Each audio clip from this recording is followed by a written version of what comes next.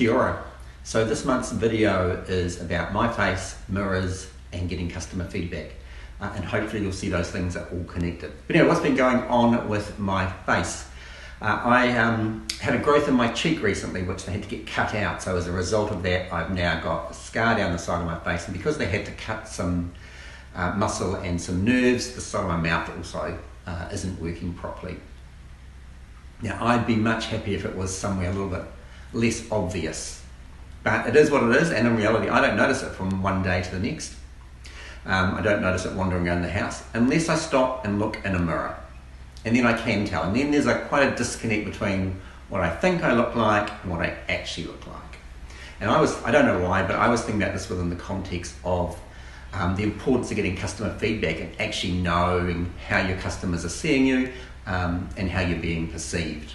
Really, really important, or else there's going to be quite a disconnect. Coincidentally, I got a blog post this morning which I guess tailors that advice and recommendation slightly and talks about feedback exceptions. So I'm just going to read this to you if I can. Many years ago, a frequent flyer on Southwest Airlines was consistently disappointed with every aspect of the company's operation. She became known within the company as Pen Pal because she'd send a written complaint after every flight. She didn't like Southwest's lack of assigned seating. She didn't like the absence of a first class section. She didn't like not having an in-flight meal.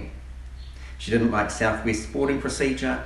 She didn't like the flight attendants' sporty uniforms and casual attitude. Her last letter reached the airline's founder and CEO, Herb Kelleher, with the attached note that said, "This one's yours." In 60 seconds, Kelleher wrote back and said, "Dear Mrs. Crabapple, we will miss you. Love, Herb." Now, I think that's important because there is a dangerous type of feedback, and it's feedback you should ignore, which is the feedback of one. And so if you're getting feedback about what's going on in your business, ignore that outliers and find out what most people are experiencing. Also check with those outliers. They could be giving you a message, or it could be that actually the business that you're trying to create and the proposition you've got is never going to meet their needs. But feedback is important, mirrors are important. It's important that you actually know what you look like, whether you like it or not.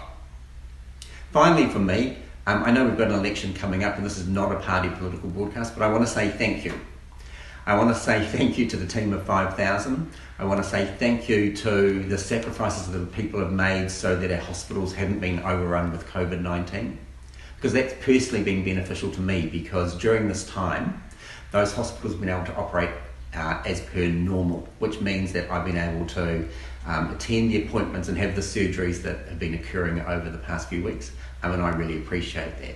Thank you very much. So have a great month. Ka kite ana.